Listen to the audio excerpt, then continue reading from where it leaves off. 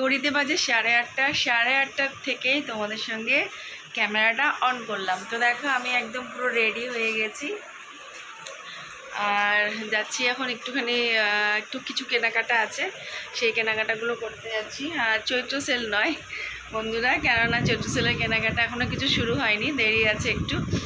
আর সেলে সেরকম কেনাকাটা বলতে কিছুই নেই, কেনাকাটা তো সারা বছরই চলতে থাকে। তবুও যেহেতু পয়লা বৈশাখ উপলক্ষে কেনাকাটা করতে হয়, তাই জন্য একটুখানি কেনাকাটা করবো।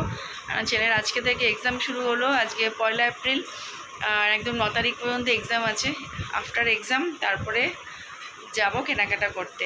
আর আমার বাড়ির একদম সামনে মানে ছাদ থেকেই দেখা যাচ্ছে সোদপুরের জুডিও ওপেন হয়েছে। তো অনেক দিন থেকেই মানে যাওয়া করে যাওয়া হচ্ছে না, যেহেতু ছেলের খেলা ফেলা সব কিছু প্রেশার ছিল। খেলা শেষ হলো, এবারে এক্সাম শুরু হয়েছে। তো ছেলে তো মাথা খারাপ করে দিচ্ছে, কবে যাবে আলাম এক্সামটা শেষ হোক তারপর যাব। তো আমি খুব খুব খুব খুশি যে জুডিও একদম আমার মানে ছাদ থেকে জুডিওর পেছনের যে স্ট্রাকচারটা পুরো দেখা যাচ্ছে। মানে আমার বাড়ি থেকে জাস্ট 2 পা হাঁটলেই জুডিও। তো যেদিনকে জুডিও যাব অবশ্যই তোমাদের সাথে শেয়ার করব। দেখা যাক জুডিওতে নাকি ভালো ভালো কালেকশন এসেছে, সব কিছু তোমাদের সাথে শেয়ার করব। তো এখন যাচ্ছি একটুখানি ঠাকুরের জিনিস কয়েকটা কেনাকাটা রয়েছে, সেগুলো আমার ফুরিয়ে গেছে, সেগুলো নিয়ে আসবো। আর যদি একটুখানি ফুচকা বসে তাহলে ফুচকা খাবো। তো চলো যা যা করবো যা যা না করবো সব কিছু তোমাদের সাথে শেয়ার করব। আর দেখো আমি গরমের মধ্যে জাস্ট হালকা একটুখানি মেকআপ করে নিয়েছি, একটুখানি কাজল আর লিপস্টিক, যেটা ছাড়া মেয়েরা একদম অচল, কাজল লিপস্টিক দিয়ে ড্রেস পরে একদম রেডি। তো চলো সঙ্গে থাকো, দেখতে থাকো, ঝটপট করে বেরিয়ে পড়ি, তারপর কথা হচ্ছে রাস্তায় গিয়ে। তো দেখো চলে এসেছি সোদপুরে। আর ফুচকা খাওয়া আজকে কপালে হলো না, কেননা মুন্না কাকা আজকে বসেনি, তাই একটা ভুট্টা খেয়ে নিয়েছিলাম, যেখানে সামনে ভুট্টা পোড়ায়। আর এই যে একটুখানি টুকটাক সামনের দোকানগুলো তোমাদের সাথে শেয়ার করে দিচ্ছিলাম। আর সেলের বাজার দেখো একদমই কিন্তু ফাঁকা। অবশ্য রাত অনেকটাই হয়েছে, 9টা বেজে গেছে, সেই তুলনায় একটু ফাঁকা। তবে আগে যেরকম হারে সেলের বাজার হতো 10টা, 10:30, 11টা এরকম, এখন কিন্তু সেরকম হারে সেলের বাজার খুব একটা হয় না। তারপর এখান থেকে একটু ফুলমালা নিলাম, তাই জন্য ফুলমালা নিচ্ছিলাম বলে দাঁড়িয়েছিলাম, তাই তোমাদের সাথে একটুখানি রাতের শহরটাকে শেয়ার করে দিলাম। আর দেখো তারপরে চলে এসেছি, তোমাদের বলেছিলাম কিছু ঠাকুরের জিনিসপত্র কিনতে হবে, আর এই দোকানটা থেকেই আমরা কিনে থাকি সমস্ত দশকর্মার জিনিস, সব কিছু পাওয়া যায় এখানে। আর এই যে দেখো ধূপকাঠির সেকশনে কিন্তু আমি নিজেই চলে আসি, ওরা এতটাই চেনা হয়ে গেছে, আমার পছন্দ মতন ধূপকাঠি আমি বেছে নিয়ে নিই, যেটা পছন্দ হয়, যেটা মনে থাকে সেটা। কেননা কালকে রাত্রিবেলা ফিরে ছেলেকে পড়াতে বসেছিলাম বলে আর তোমাদের সাথে মানে ভিডিওটাকে এন্ড করিনি। তো চলো ভাবলাম যে সকালবেলায় তোমাদের সাথে ভিডিওটাকে এন্ড করব। আর আজকে তো ছেলের বাংলা এক্সাম, মোটামুটি এখন ঘড়িতে বাজে 10:35 করে দিয়েছে। হ্যাঁ, আর ছেলে রেডি হয়ে গেছে, ওর 11টা বেরোবেও, 11:15 থেকে এক্সাম।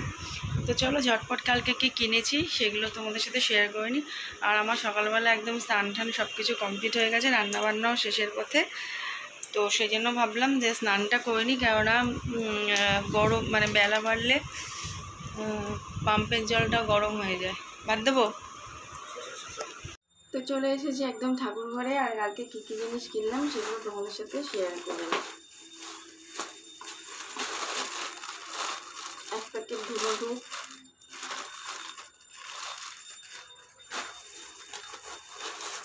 এক প্যাকেট ছোবড়া, আর এটা হচ্ছে পিতাম্বরী বাসন মাজার জন্য, হচ্ছে ধুনো,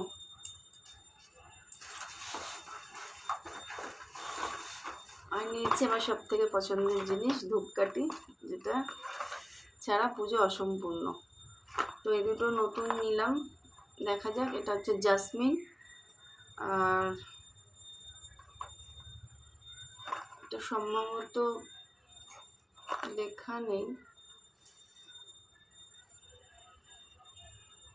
কিছু একটা হবে, স্যান্ডেল ফ্যান্ডেল কিছু একটা হবে, এই হোক, জ্বালালেই বোঝা যাবে কি স্মেল আছে। তো এই জিনিস কটা কালকে ঠাকুরের জন্য কিনেছি। আর একটা ফ্রিজের টপ কভার নিয়েছি, সেটা তোমাদেরকে নিচে গিয়ে শেয়ার করবো। তো চলো ঝটপট করে পুজোটা সেরে নিই, তারপর তোমার সাথে দেখা হচ্ছে। তো দুপুরের পর ডাইরেক্ট চলে আসলাম একদম রাত্রিবেলা ডিনারের সঙ্গে তোমাদের সামনে।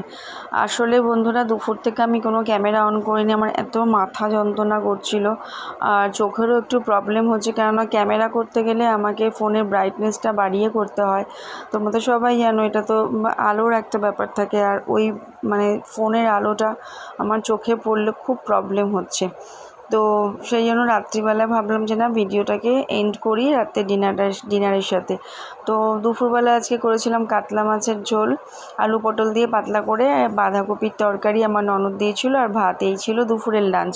তো রাত্রিবেলা একটুখানি চিকেন ছিল, সেগুলোকে ভাবলাম যে একটুখানি চিলি চিকেন করে নিই। তো সেই জন্যই চিলি চিকেনের রেসিপিটাই তোমাদের সাথে শেয়ার করে নিলাম।